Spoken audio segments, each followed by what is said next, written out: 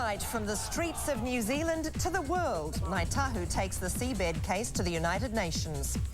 Gunned down on the way to work, a New Zealander dies in an Iraqi ambush. When the neighbours get too close, the council struggling to cope and the residents far from happy. And from unknown to idol, we catch up with the new star, vowing not to be changed by fame.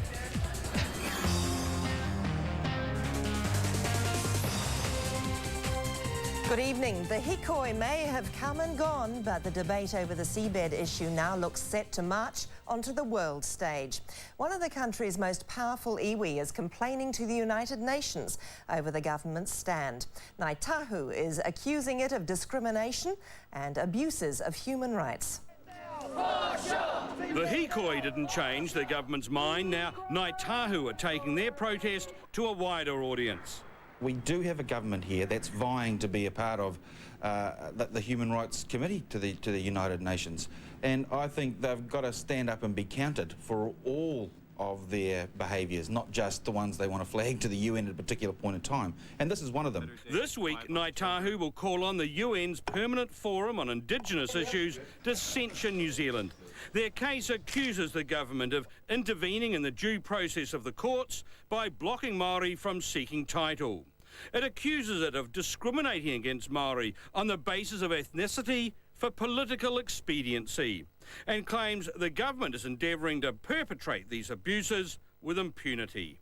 I think they need to be held accountable for this behaviour. Like, they can't close the door, say everything's all right at home, guys, and then expect everybody to keep quiet, because it's not all right at home. Well, of course you've got a right to go to the UN, but if you go on behalf of the Māori people, you at least should be accurate and true with what you say, and not go with the myths and shibboleths which are part and parcel of this argument, sadly, today. Ngāi Tahu defend their action and say they have simply nothing left to lose, that they've chosen an international forum to make the government front up. But they're not expecting a warm response from the Beehive.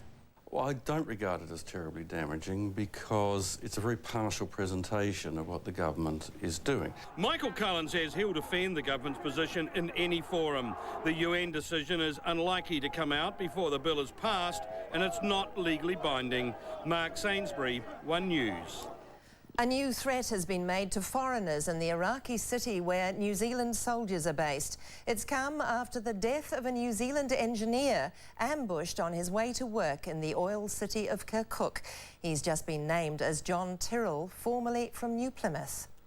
John Tyrrell's car riddled with bullets, the marks of a violent attack in Iraq's increasingly deadly streets.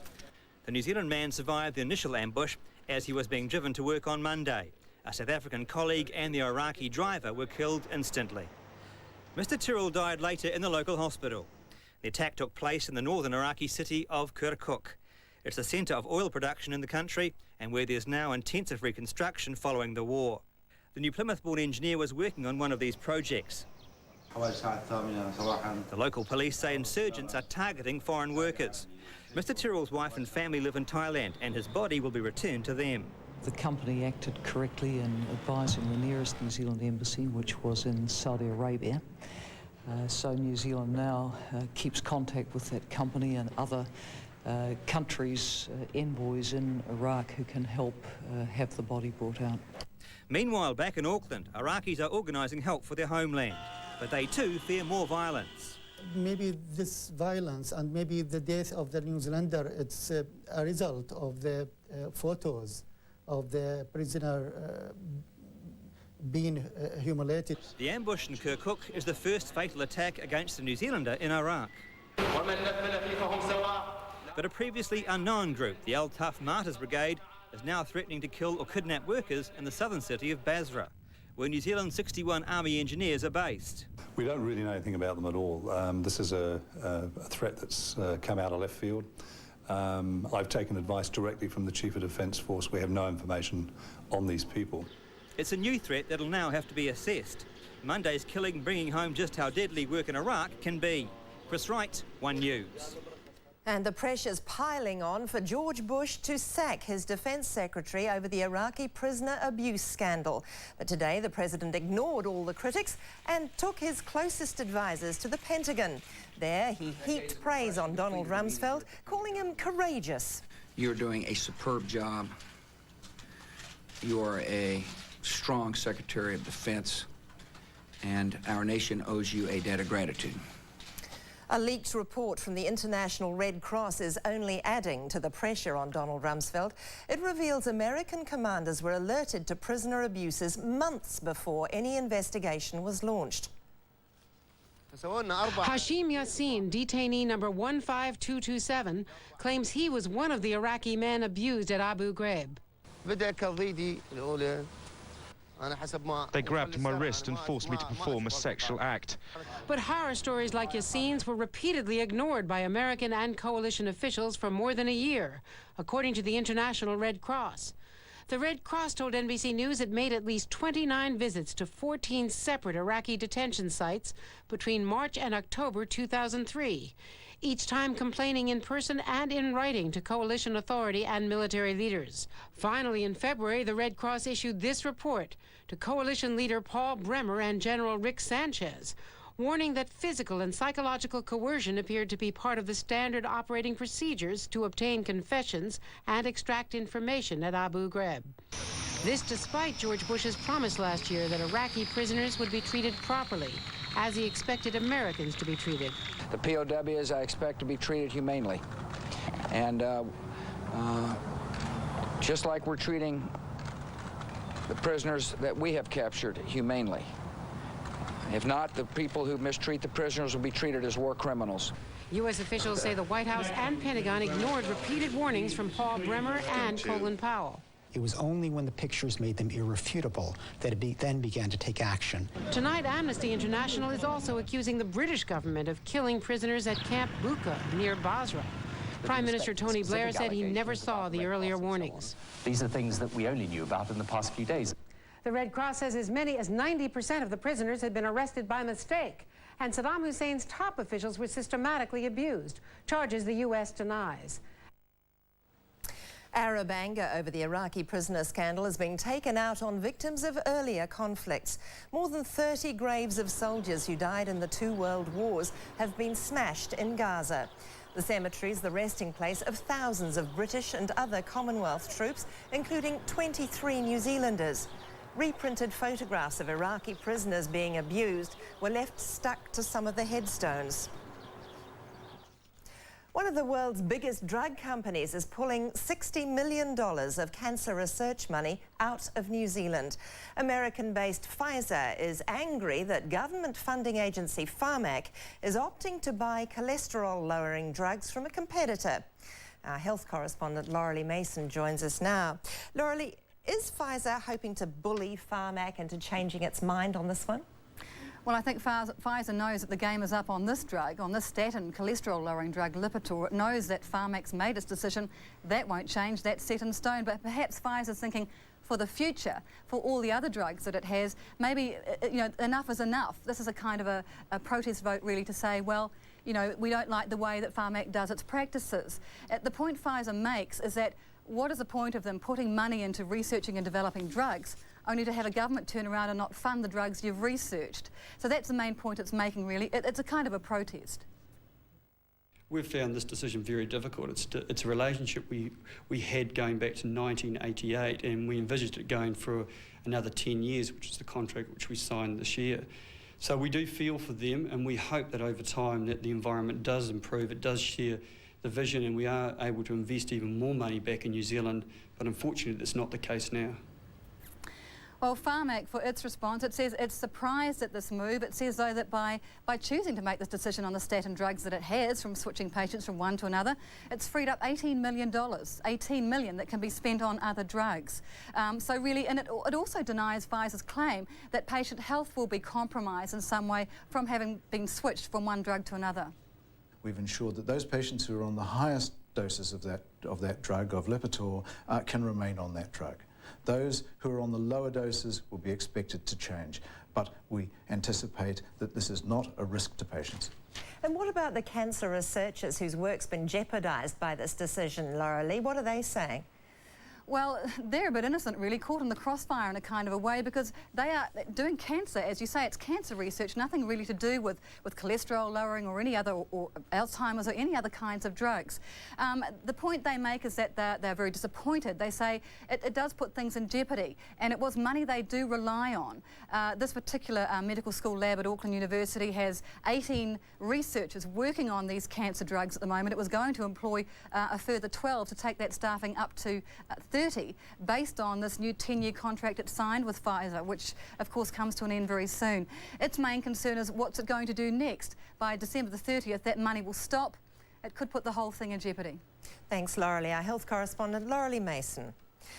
Manukau City has called in independent investigators to review the way it oversees residential building projects. Angry ratepayers have forced the move after complaining that many developers aren't complying with their building consents. Howick resident Frances Higgins says she got the shock of her life one morning when she woke up to find a huge hole dug just 60 centimetres from the edge of her house. Wouldn't you like to live on flat land? I used to.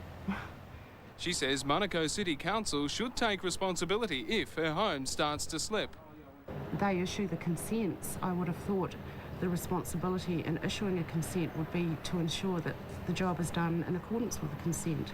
The owner of the new house says he's complied with council rules. At another site, excavation opened up this crack in a backyard. 5 days later, it slipped away. A retaining wall wasn't in place. They're just two consent problems highlighted at a public meeting last night, where residents accused Manukau Council of losing its grip on booming development. We can't continue to be inspecting at the rate we are every jolly development that comes through. Manukau Council issues over 5,000 building consents a year, conducting more than 34,000 inspections. City Manager Colin Dale last night confirmed he's commissioned a review of the whole process by Audit New Zealand.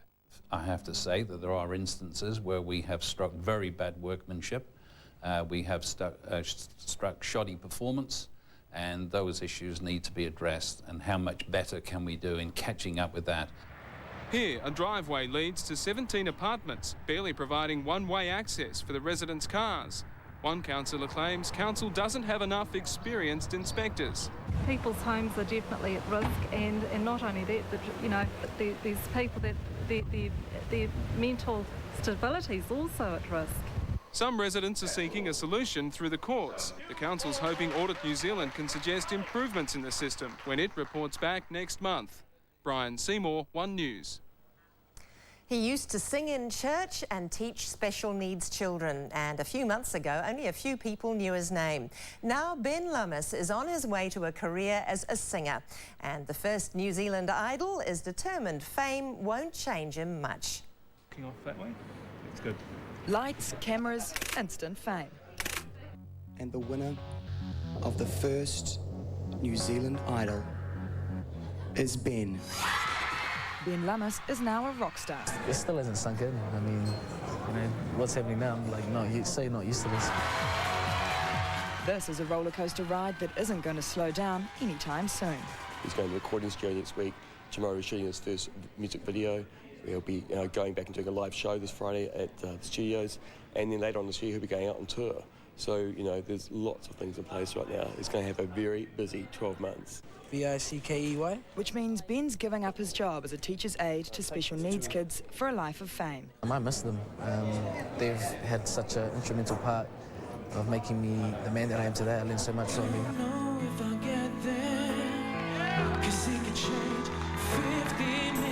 Ben's on his way to stardom, but he's determined not to become a star brat. You know, there's so much of stuff that goes on, you know, off air or out of performing that, you know, kind of discredits artists and performers and celebrities. So I want to maintain character and integrity off stage and on stage. Hey, I can't focus. For now, though, Ben's simply focusing on getting through his first day, first week, and first year as the first New Zealand Idol. Sophie Baird, One News. Lovely bloke with it. After the break on One News, two men charged with stealing a truckload of greenstone are in court. America buys into a nuclear clash between New Zealand political rivals. And the old bit of space junk that's set to fetch an astronomical price. Later in sport, a new face for the Silver Ferns, some good news for the Crusaders, and horse trainer Paul O'Sullivan checks out his new home. A loving stepdad. I admire you. For? Taking on a child. And a devoted boyfriend. I love you. He's a really good bloke, Sarah. You and me. That's all I want. But are his true colours about to show? If I tell you something, you won't tell anyone, will you? For the first time on Coronation Street. You know when you asked if you were going to get to know the real me? I think you already have. The episode that's set to shock. The Street. Tonight on One.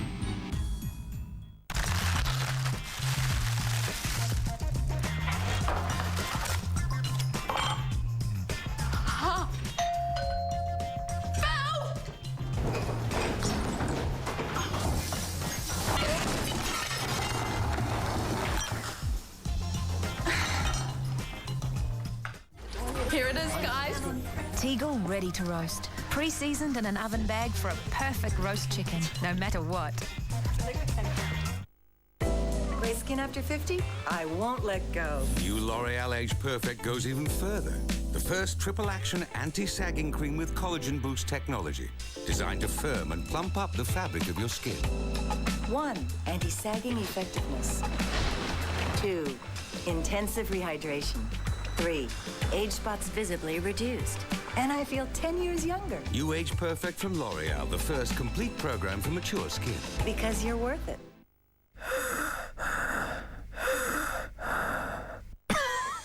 If you avoid some activities because they bring on your asthma, now's the time to really kick asthma and stop feeling like an asthmatic. The red inhaler called Symbicort can be even more effective than your brown or orange inhaler at keeping asthma well controlled. So see your doctor about managing your asthma and ask about a free trial of Symbicort. Symbicort treats asthma like nothing before.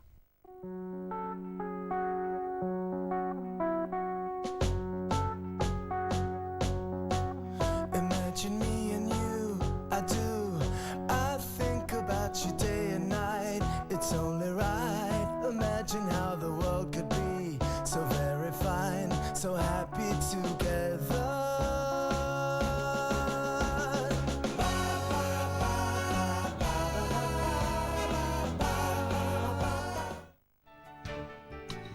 The new 2004 Toyota Hilux 4-wheel drive SR5. From $35,995 plus GST and on-road costs.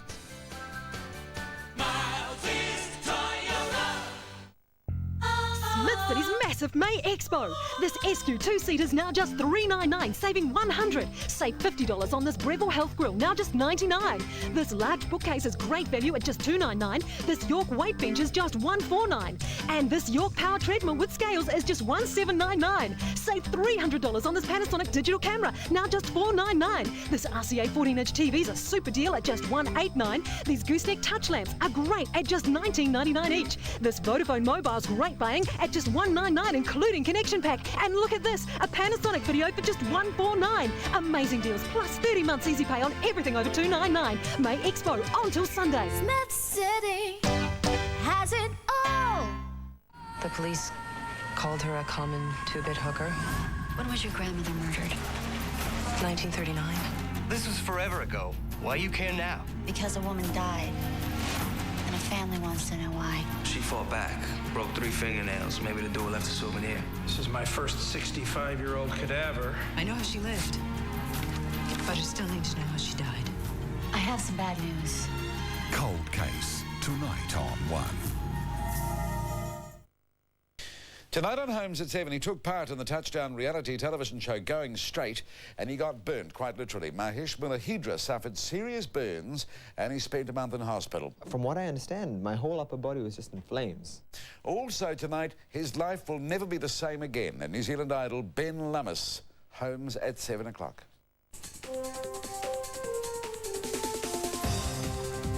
The American American administration is concerned that Helen Clark leaked a private conversation between US senators and national leader Don Brash. The Prime Minister used classified notes of the meeting to attack Dr. Brash over his anti-nuclear policy. Now Washington said to be uneasy about the privacy of future conversations between the two countries. Meetings between New Zealand and American politicians are always highly charged. But there's concern a conversation between Don Brash and visiting US senators was leaked by the Prime Minister in a political attack. She told journalists last week that officials had recorded Dr. Brash saying if he had his way, the anti-nuclear law would be gone by lunchtime. But that's not National's policy, and Helen Clark has used the classified document to accuse Dr. Brash of being two-faced. I don't think it's ethical to say one thing to visitors from another country and another thing to the New Zealand public. Dr. Brash says he can't remember the comment. I think the key point is that she stopped using internal MFAT documentation for political purposes. I think that was a serious breach. One News understands Washington is disappointed the information has been made public. In diplomatic language, that's a warning that what's said in such meetings should remain behind closed doors. A former diplomat says such leaks are rare.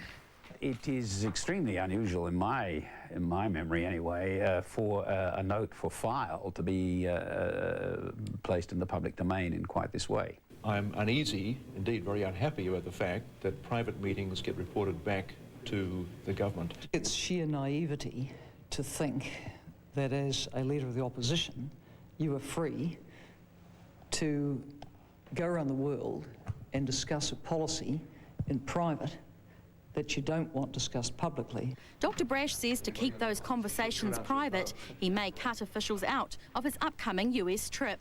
Fran Mould, One News.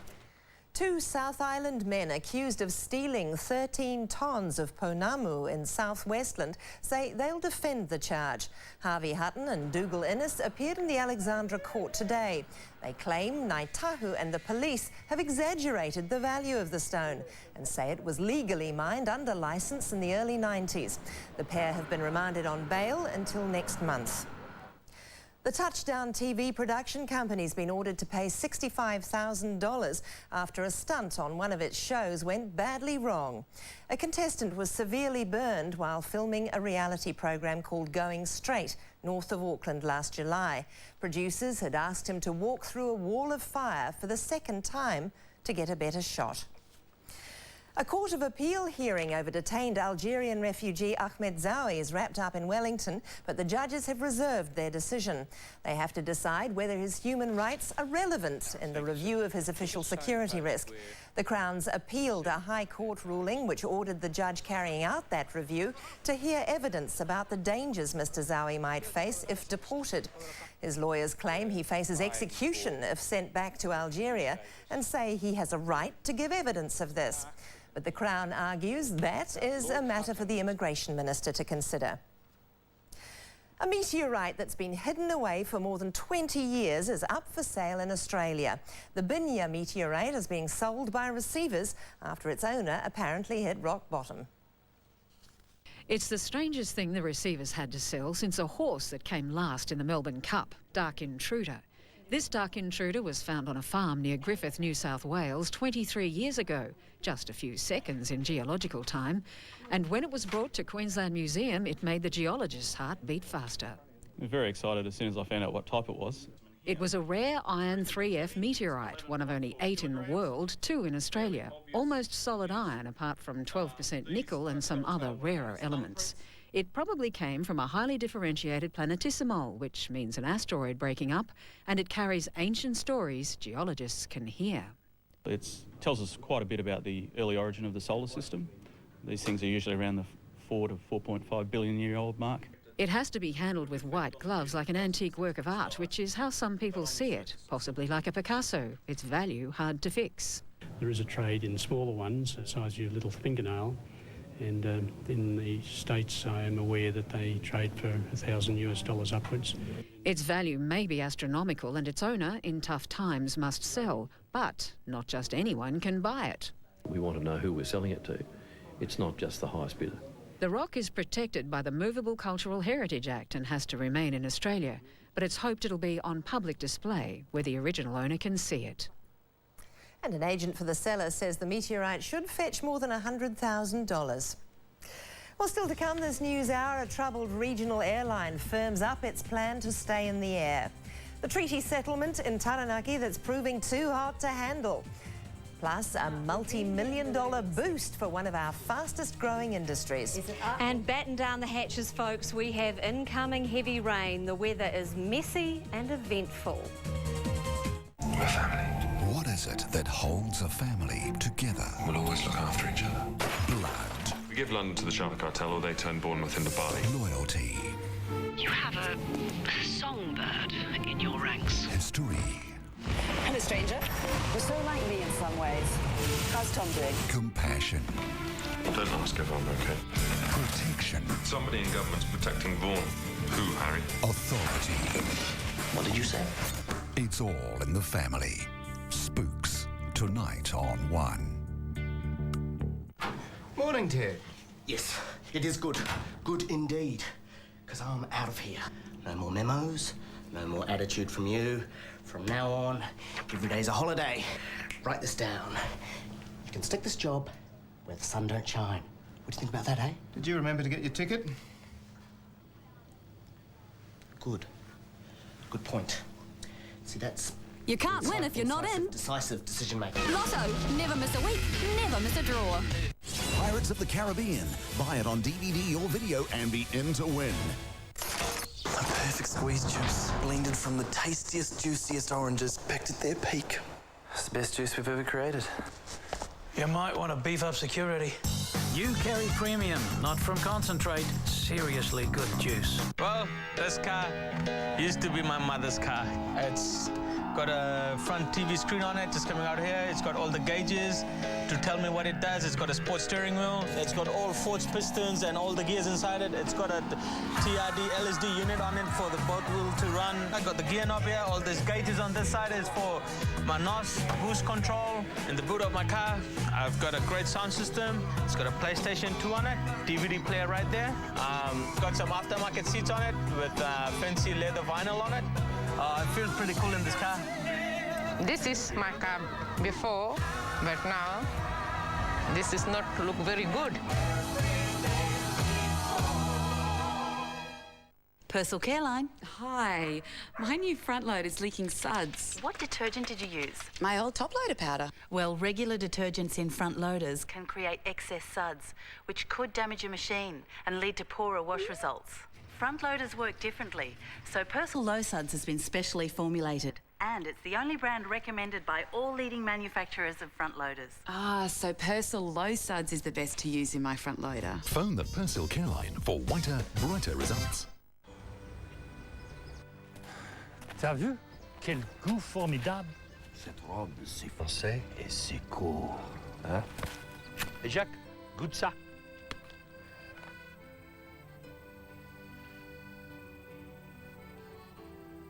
Ok, désolé. Non, c'est moelleux à la fin.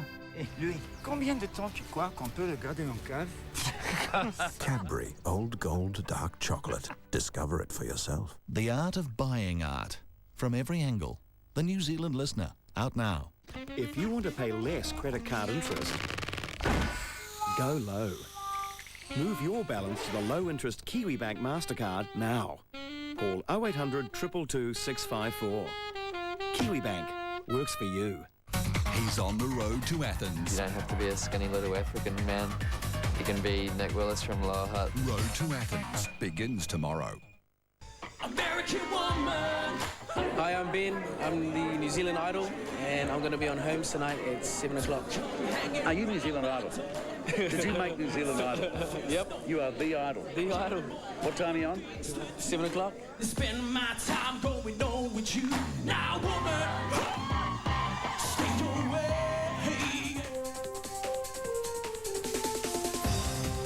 Troubled regional airline Origin Pacific is shedding more than a quarter of its workforce in restructuring plans unveiled today.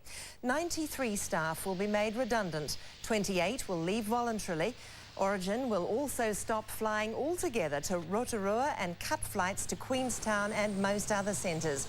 But flights to Blenheim are untouched, and there are more flights out of Nelson. The cuts follow a creditor bailout of the airline on Friday, which will see $7 million worth of debt written off. A row's broken out over plans to hand prime beachfront land back to Taranaki Māori. The land at Uranui and Onairo reserves includes Batches, a golf course and motor camp. But the local council's meeting right now, and opposition is so strong that it's likely to wash its hands of the matter. Uranui Reserve is a holiday haven, popular with campers, golfers and fishermen. You sit down and relax and you unwind and you watch the rest of the world go by. Chick Barlow leases one of 120 Crown-owned, council-run Batches here. Ngāti Mutunga call this land their hub. It's the birthplace of their ancestors and dotted with significant past sites. Here we have a strong emotional, cultural, spiritual attachment to the area because of that fact. In 1865, the Crown confiscated 150,000 acres here. Now, as part of the iwi's treaty settlement, it wants to give the reserves at Uranui and Oneiro back. Under the proposal, the title transfer here would be purely symbolic. The council would still have full control of the area for as long as the community wants it to. All property rights and public access would be protected, and the iwi wouldn't benefit financially. They have nothing to fear, that we're reasonable people and that we're willing to work with the community. My fear is that someone later on in years to come will change things. The Crown wants the local council to consult the public, but the Mayor wants to stay out of the row. My view is that it's likely that we may well advise the Crown status quo as the preferred option. Several land issues are causing tension in Taranaki. Despite a public outcry, the council recently decided to return its Waitara leasehold land to Te Atiawa. The parties in Uranui are now waiting to see what happens at the council meeting before deciding whether to carry on. Sarah Stewart, One News. Qantas has joined a growing list of airlines imposing a ticket surcharge to offset soaring fuel costs. The airline will charge about $7 extra on all domestic flights, including those within New Zealand, and $17 for international services. Air New Zealand has yet to respond, but it's closely monitoring the situation. Meanwhile, the share market followed in the footsteps of Wall Street today, the top 50 index losing another 9 points on heavy turnover of $140 million. Contact Energy and Fletcher Building both dropped 8 cents, and DB Breweries fell despite announcing a modest rise in half-year profits. But brewing rival Lion Nathan was up after confirming advanced negotiations with Heineken about a joint venture in Australia. On the money markets, the New Zealand dollar continues to lose ground against the resurgent US currency. A headline on One News last September about a seabed and foreshore hui at Waitara said that the hui had disintegrated into conflict and name-calling. The Broadcasting Standards Authorities upheld a complaint that the headline breached broadcasting standards. The authorities ruled that the headline substantially misreported the events and was unfair to those who organised and attended the hui. The authority found that there was nothing in the main news item to suggest the high level of disarray portrayed by the headline. One of our biggest industries is to get a $40 million boost from the government. The hard-hit international education sector will get the package in the upcoming budget. But some say the government could do more to help. This is Carl's first day in here. Carl's one of around 100,000 overseas students who'll study in New Zealand this year. Their fees have made education our third biggest earner, bringing in hundreds of millions of dollars. Now the government's pouring in $40 million over the next 4 years to boost ties with other countries, improve quality and marketing. It's a very reassuring message for the people out in the sector that the government is acknowledging that the industry is a critical player in the New Zealand economy. At its peak last year, the industry was worth more than $2.2 billion. But the killing of a Japanese student at Columbus Academy in Auckland and the high-profile collapses of some language schools prompted bad press overseas. That combined with the SARS outbreak and a strong New Zealand dollar, the industry has faltered. English language schools aren't convinced today's announcement will help them. They want more practical assistance. there are some things that we'd like to do to help the industry recover, and they're things that are mainly to do with immigration. For example, we would like our students to have the right to work. The Education Minister says the money will help bring long-term stability. What we want to do is to have a longer-term strategy. We want to spend a lot of time and a lot of effort strengthening the quality of education we provide to our international students. The government now wants to talk with institutes about how to put that strategy in place. Pippa Wetzel, One News. Right after the break, Neil has sport and a recall and a new cap in the Silver Ferns. Well, there's a new magic girl in the mix, Jude, and Coach Ruth Aitken has revived the career of an out-of-favour mid-quarter. Plus, the Chiefs throw away the underdog tag and an Asian Prime Minister looks to spend big at Liverpool. They're on the road to Athens. The first focus is qualifying. You don't qualify, you can't win no medals. Follow the fortunes of 10 New Zealand athletes as they share their journey. Right now I'm doing anything I can to make this Tall Black team. A 12-part series full of inspiring stories. We put a number of a figure on a person and say, geez, when you get to 35, you've got to give up. They have dreams and motivation. Will they have success? Good luck to Mum and me. The 1-hour premiere of Road to Athens, tomorrow on 1. Getting to know you, getting to know all about you. You've just got to understand why people want to be in business. I know Jed really believes in our business. And Louise really believes in mine. You need a lot of support to stay in business. How long has it been, John? Over 60 years. Because the truth is, without small business, there wouldn't be big business. With its distinctive modern styling, effortless V6 performance, and sumptuously appointed interior, the all-new Maxima is every inch the luxury car. But when you experience the drive, you'll realize. Hello? What do you want? I'll have a burger and fries, thanks. The all-new Maxima is luxury you can actually get into.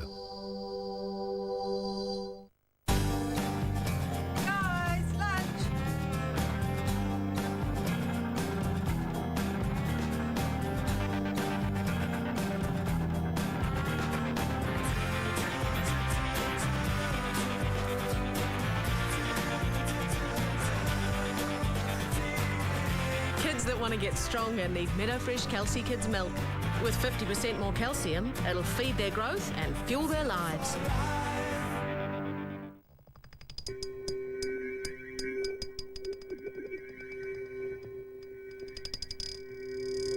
Soaps have a high pH. Soaps can dry your skin. Dove is different. It's not a soap. Dove has a mild pH-neutral formula. Dove won't dry your skin like soap can. For close to 100 years, FMG have delivered insurance solutions to the rural community. Our rural and lifestyle packs are tailored to meet your farming and domestic insurance requirements. FMG also has experienced rural business managers who are available to meet you at your place, at your convenience.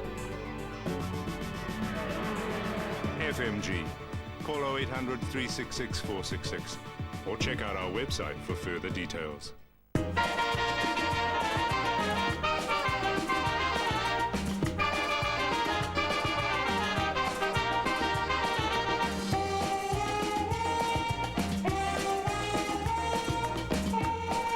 Turn a dream into a reality with a New Zealand-owned financial organisation that's committed to real people, real service. That's how. That's banking with SBS.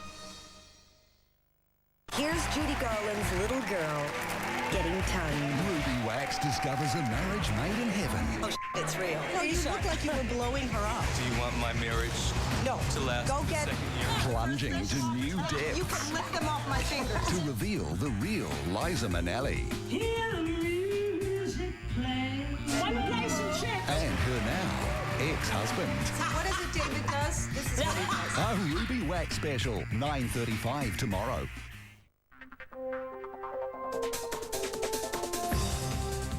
Good evening. Last year, the Silver Ferns took on the world's best and beat them. Now the world's second best are coming back. Australia is here next month for a 3-test series, and today coach Ruth Aitken named her squad for that series. In it, one new face, one old, a player who almost quit last year. A warm welcome for the new girl. A call-up to the national side reward for Waikato Bay of Plenty Magic defender Jolene Henry's consistency this season. Her family travelling from Wanganui to Auckland this morning just to be there. There are no words to actually describe how I felt. When I got the call, I was just so enthused and so ecstatic. I didn't know what to do with myself, whether to yell, whether to cry. But no, I'm very, very happy. Happy too is coach Ruth Aitken. Henry will add more depth to her defensive circle. A great reader of the game, a very good defensive head, and then brings that ball through strongly. So yeah, she's a wonderful goal defencer with a big future. Yeah. Brilliant describes last year's win at the World Champs. But like the rest of us, Victoria Edward was home watching from the couch. And last night, when the call came, she was home watching from the couch. Well, I was actually watching New Zealand Idol and had just heard that Ben had won, so I was sort of, pretty excited for him, but even more excited for myself when I got the telephone call from Ruth. Missing out on the squad for the World Champs almost saw Edward quit the game. And obviously the disappointment was huge, but I sort of went through a few months of sort of umming and ahhing about my future and decided that I had more to give the game, so I wanted to give it sort of one last shot. Only 3 players will be taking shots against Australia. With Tanya Dalton's season wrecked by injury, Aitkins opted not to replace her, putting her confidence in 3 shooters and the versatility of others. We have the flexibility of Adine Harper, who's has shot for the Ferns before, and also Jolene Henry played last year with Irene. So I'm comfortable that we've got the cover needed. We'll find out if the cover's there when the 3-test series starts on June the 30th. All more, One News. So the squad sees the return of 15-test player Victoria Edward. The only new cap is Jolene Henry. There's mixed news for the Crusaders on the injury front as they prepare for their Super 12 semi-final on Saturday against the Stormers. All Black halfback Justin Marshall is unlikely to play because of an injured hip, and key line-out forward Chris Jack is also in serious doubt after being decked in a high tackle against the Hurricanes. But on a positive note, it looks like centre Aaron Major has recovered sufficiently from his shoulder injury. Yeah, it's not too bad. It's been a lot stronger this week.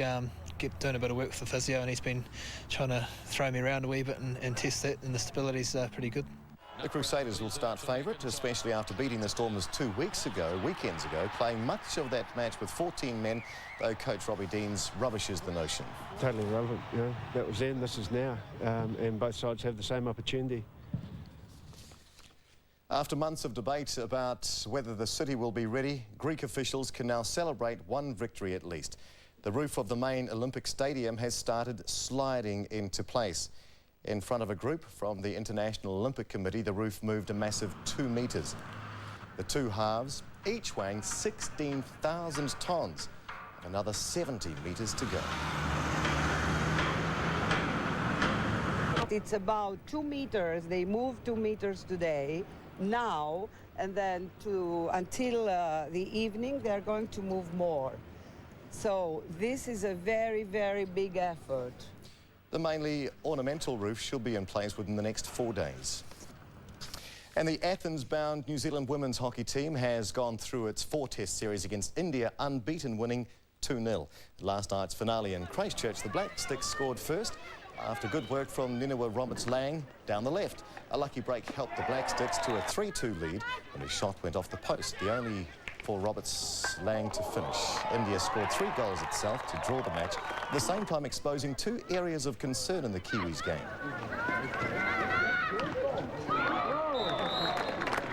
I think we probably still need to pick players up tighter in the circle. There's a couple of free players in there that scored goals against us, and just slowing down their fast breaks. The Black Sticks squad to go to Athens will be trimmed from 19 to 16 later in the week. Former Warriors second rower Ali Lauitiiti could be back in action in just over 2 weeks. The 24-year-old has just signed a 2.5-year contract with English club Leeds worth about $1 million. His manager Frank Endicott says his English opponents won't know what's hit them. Yeah, she's only 3 weeks. And I'm picking over there with the more relaxed defensive screens in England that we might see the best of him in the near future. He's a great player, and he's going to thrill the English crowds over there. If all goes to plan, Lauitiiti will play his first Super League game on May the 28th against Salford.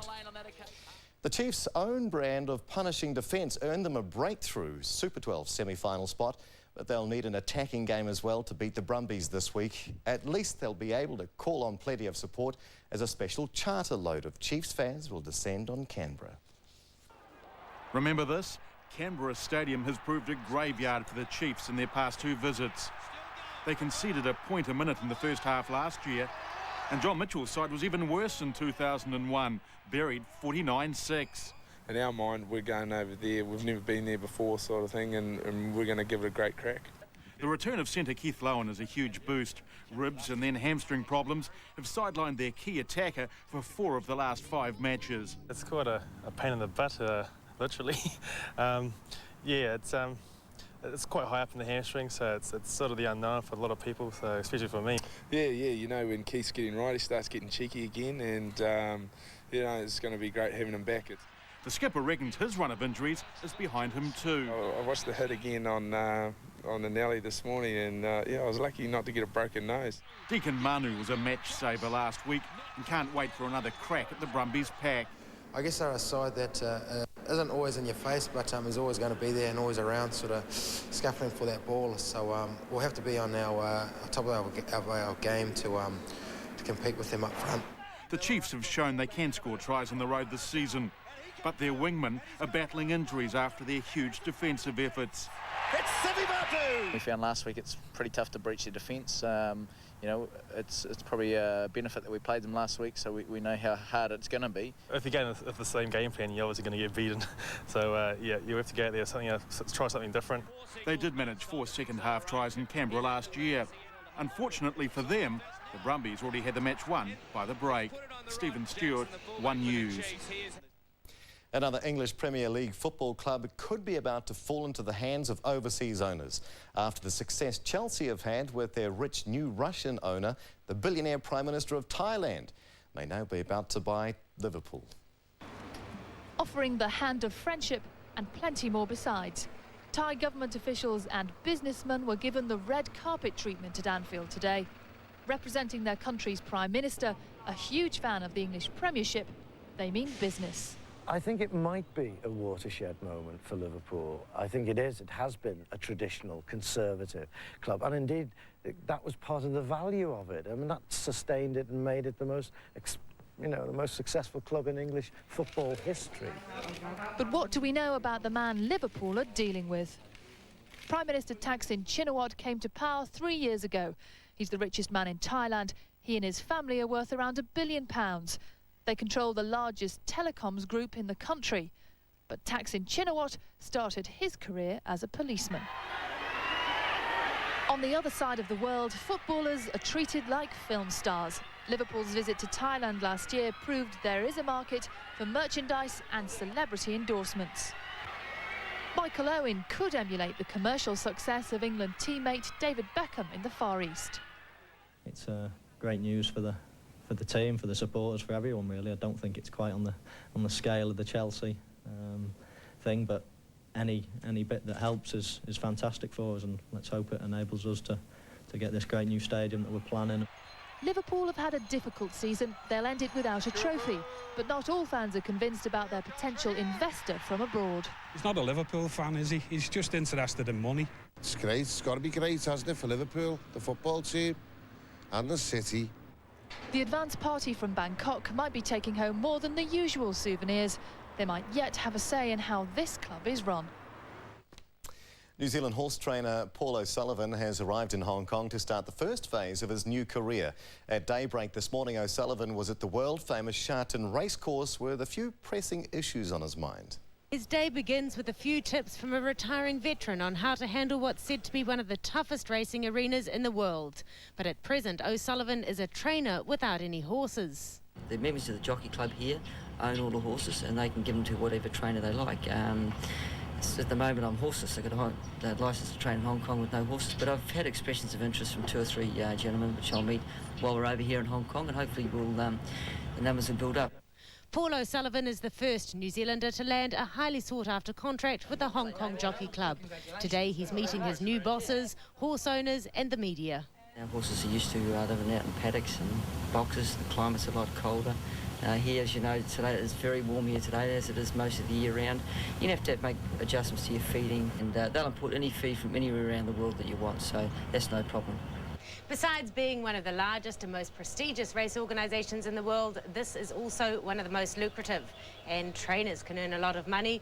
The top earner so far this season is sitting on 17 million New Zealand dollars. Well, there's no doubt this is a very lucrative place to train horses, but it's like anywhere, if you're not winning, you're not earning anything.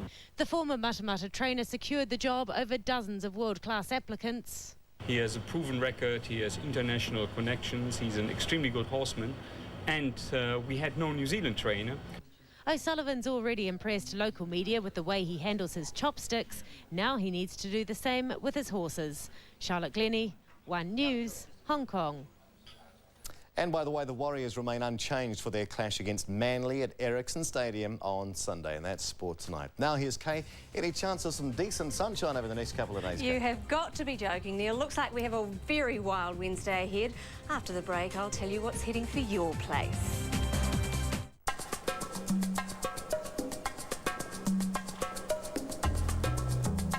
Pick it up. Come on, mate. You're doing well. Qantas. That's the spirit. Doesn't it bother you that traditional banks get fatter each year? By charging more and more fees without giving you much in return? You don't have to put up with that anymore. Now there's a truly Kiwi bank that's willing to keep fees lower, as lean as possible. Call now on 0800 222 654 or visit your local Kiwi Bank branch to find out how Kiwi Bank works for you. You'll think you're seeing double when you see Carpet One's big double offer. 25% off selected carpets, plus free underlay when you carpet 3 rooms or more. Call 0800 22 77 38 now. Carpet One, the mobile one.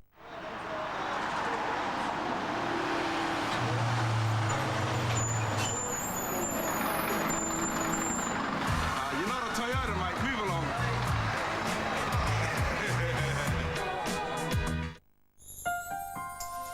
This is what happens when your skin loses its moisture.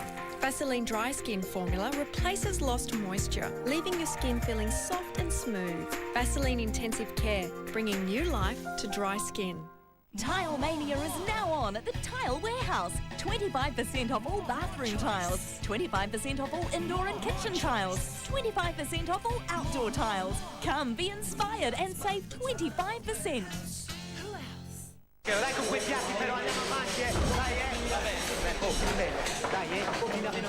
To bring you a more exciting pasta meal, our man from Frescarini searched the finest restaurants for what we like to call inspiration. A little overzealous, perhaps, but worth it. Frescarini's larger size Cappelletti pasta. Bigger in size, bigger in flavour. The larger size Cappelletti collection from Frescarini. Taste the difference. Champion Racing Bikes. Collect exact replicas of the most desirable bikes on the planet in full race trim. They're packed with detail. Issue one at newsagents now for $8.95 with a championship-winning Ducati.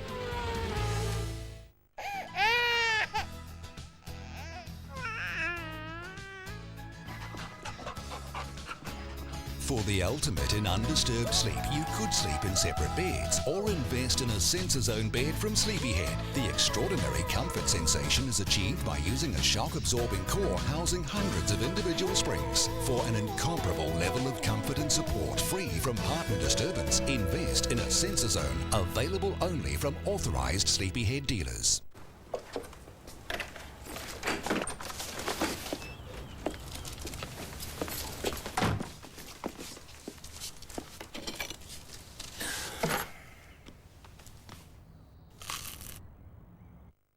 Tonight on Holmes at 7, he took part in the Touchdown reality television show Going Straight, and he got burnt, quite literally. Mahesh Mulahidra suffered serious burns, and he spent a month in hospital. From what I understand, my whole upper body was just in flames. Also tonight, his life will never be the same again. And New Zealand idol Ben Lummis. Holmes at 7 o'clock. Hi, everyone, we are in for a very wet day. There's all sorts of action happening out in the Tasman and we have heavy rain warnings in all directions. Before we get to that, let's see how it was today. We had highs in the south ranging from 10 in Oamaru up to 16 in Blenheim, 13 for Invercargill and Queenstown, 15 for Westport and 14 in Hokitika and Nelson. Wellington had a little more rain than we expected today. Kapiti got to 20, sharing the high with Hastings and Kaitaia, 19 for Levin, Palmerston North and Wanganui, 15 today in Taupo, and we have a lineup of 19s for Thames, Auckland and Whangarei. Now we really are the land of the long white cloud. This cloud here hooks right around into a low near Tasmania, and there's another low up here, and yes, it is coming our way. We have a mass of saturated air that's descending on us, bringing a lot of rain. This low here should be northwest of Bulla by lunchtime, and the fronts travelling with it move across the country. Things should ease a little once this front has gone through, but this one over the South Island slows down as it goes across. So it means rain just about everywhere in the south, with heavy falls for Nelson and Bulla. The easterly should be gusty through Southland and Fiordland, then in Canterbury after lunch. Now things should start to ease in the west in the afternoon, but the gusty easterly will increase in Southland, Fiordland and Otago. And we have heavy rain over Northland, Auckland, the Coromandel Peninsula, with the northerly of course rising to gale force. It should really be wet everywhere else too in the morning, apart from around Gisborne and Hawke's Bay. After lunch, here it comes, the change to Northland. Just a few showers and lighter winds. Otherwise, it's rain right across the rest of the island. Some heavy rain for northern Taranaki and the Bay of Plenty. The strong northerly should also affect most of the island. So wrapping up those heavy rain warnings, they cover the ranges of Westland and Nelson, Taranaki, Central High Country from Taumarunui to Taupo, including the southern Waikato Hill Country and the Whanganui River headwaters and the Bay of Plenty ranges. We also, on top of all that, have a severe weather watch for central Canterbury and the eastern Otago Hills, might as well say just about everywhere. So prepare for the rain to set in here, and with it comes a strong easterly wind. The high is about 13 for everyone tomorrow, and more rain here that could be heavy at times. Expect the wind to pick up right through as well. And then it's still wet. Nelson should get some heavy rain. The wind is strong and the high around 17 degrees. Now Napier and Hastings should start the day with cloud, but there's no escaping the rain tomorrow and the strong or blustery wind that everyone's getting. And Gisborne's in the same boat, although it will still be fairly warm. Prepare though for some very strong wind. And things should improve in Kaitaia in the afternoon after the heavy rain. We also have some heavy rain for Tauranga and Whakatane. And big winds, of course. Well, it's raincoats, not brollies for Dunedin, with rain becoming more persistent and heavier, and the easterly picks up as the day goes by. Dunedin's on 9 degrees right now. Christchurch is a couple of degrees warmer. Now, I wouldn't plan on hanging the washing out tomorrow. Wind would blow it away anyway. The rain moves into Wellington in the morning, but there are signs that things should be easing by tomorrow night. We've got a wind change for Wellington from a northerly to a southeasterly. And I wouldn't bank on gardening in Hamilton tomorrow. With heavy rain, then showers. Should be some fine breaks later in the day though, but it is going to be very windy again. Still fairly warm in Auckland tonight with 18 degrees. Could be tricky drive to work in the morning. Widespread rain. Could be heavy for a while, plus northerly gales. The drive home should be a little better with a few showers and some fine spells. Now the neighbours are very settled compared to us. Just some cloud for Perth and Adelaide and some showers tomorrow in New Caledonia and Rarotonga. Well, Thursday's still fairly murky. The rain around the Bay of Plenty and Hawke's Bay should clear. The Chatham should get rain and brisk northeasterlies. And then to Friday, more rain, especially in the North Island, but not as much wind. The north and west of the South Island should see some sunshine, and out in the Chathams, cool southerlies should bring some showers. Now, once we've got through this very eventful week of weather, on Saturday, we should have some showers in the north and east of the North Island, but it should be mostly fine everywhere else. Thank goodness for that. Thank you, Kay. Our top stories this news hour. South Island tribe Ngāi Tahu is taking the dispute over the seabed and foreshore to the United Nations. It's accusing the government of discrimination and abuses of human rights. But the Deputy Prime Minister says he'll defend the government's position in any forum. And the New Zealand engineer shot dead in northern Iraq has been named. He was John Tyrrell, formerly from New Plymouth. Mr. Tyrrell was shot, along with a South African colleague, during an ambush in Kirkuk. He'd been living in Thailand for several years and is survived by his wife and children. And that's One News this Tuesday. Tonight's along at 10:35 from the team at 6 though. Good night.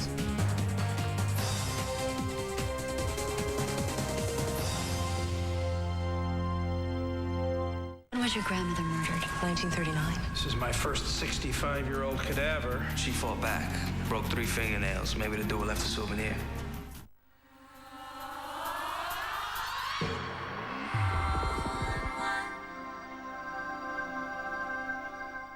I'm not Mike Ellis, but this is definitely a Charlie's Easy to Peel Mandarin. And they've got no